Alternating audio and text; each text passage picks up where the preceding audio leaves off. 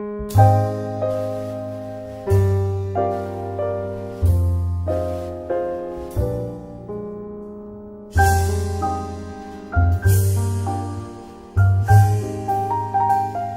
m'importunez pas, je sais qu'est-ce que je fais. Ça fait plusieurs années que je m'occupe de vol et j'aimerais te payer un montant comme trésor. Tous les juges seraient capables de juger mon cas. Et si tu ne retrouves pas mon trésor, je plaiderai à la Cour internationale. Alors débutons l'enquête. Qu'avait-il dans ce coffre? Un collier en or et en argent ayant appartenu à la reine Elisabeth d'une valeur d'1 billion et 2 gros diamants. Un collier en or et en argent et 2 diamants? Eh oui, Je comprends votre état, ce sont des grandes valeurs. il n'y a rien de si grave que ça. Et si je ne retrouve pas mon trésor, je serai obligée de cacher mes vases et mes peintures.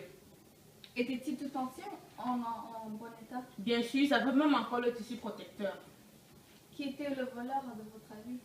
Tout le monde, et je veux que vous patrouillez toute la ville de New York. Oh, wow. Mais surtout, ne soupçonnez personne sans aucune preuve. Mais nous allons essayer de récolter certaines informations afin d'avoir une bonne enquête et trouver qu'est-ce que vous êtes si cher.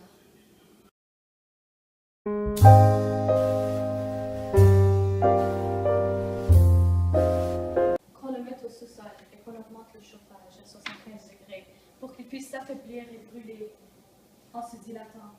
Ensuite, on le mettra au four pour le brûler un peu vite. De quoi parles-tu? Du voleur? Non, je parle des chocolats qui doivent être préparés en biscuits comme votre secrétaire me l'a demandé. Eh, je ne parle pas de ça. Je voulais plutôt te faire part d'un autre sujet.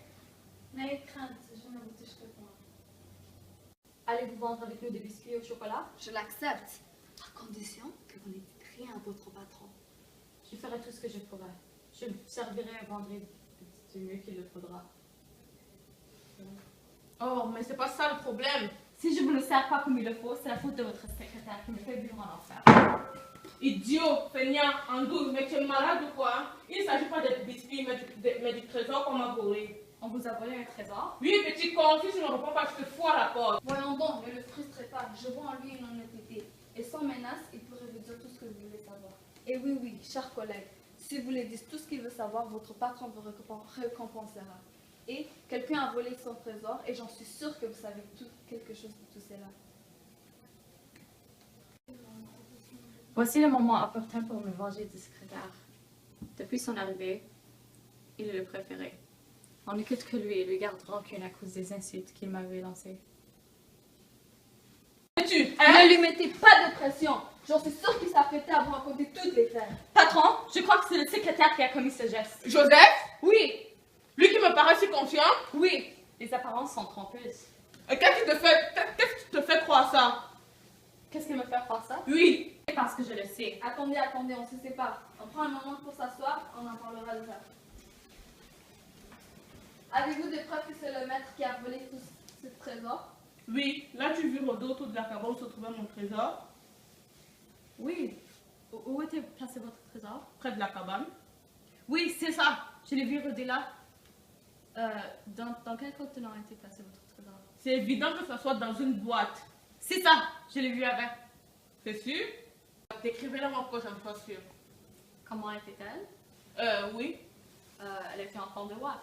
Nous savons que c'est une boîte, mais c'est une description. C'était une boîte moyenne. La mienne était grosse de 10 pouces. Bien sûr, elle était grosse, mais c'est que j'étais éloignée, donc elle avait l'air plus petite. De quoi est-elle faite? De quoi est-elle faite vraiment? Oui. Elle est de façon bizarre, je ne sais pas comment expliquer. Hein? N'était-elle pas en carton? Non, puis. Ah oui, le carton cuir. C'est pareil, non? Je n'ai aucun doute. C'est ma boîte. On ne peut plus faire confiance à personne, monsieur le commissaire. Voilà votre secrétaire qui arrive.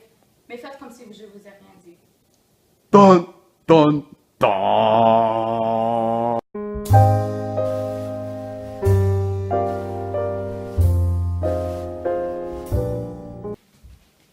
Et toi, viens ici.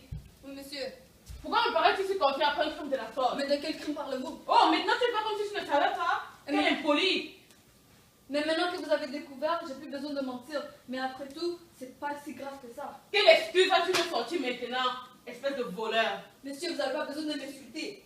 Je sais que ce que j'ai commis est grave, mais monsieur, c'est pardonnable après tout. Excusez-moi, vous pardonnez après un crime de la sorte? Monsieur, je vous demande de ne pas vous fâcher. Après avoir écouté mes raisons, vous allez voir que ce n'est pas si grave. C'est justement grave. Vous avez pris mon sens, ma raison de vivre. Mais après tout, c'est pas tombé dans les mauvaises mains. Aucune mauvaise pensée n'y était. Je m'en fous, redonne-moi ce que tu m'as pris. Votre permission serait appréciée. Il n'est pas question de permission, mais qu'est-ce qui t'a poussé à commettre un crime de la sorte? Me demandez-vous vraiment cette question? Oui, j'ose vous demander. Pardonnez les sentiments qui mènent à l'amour.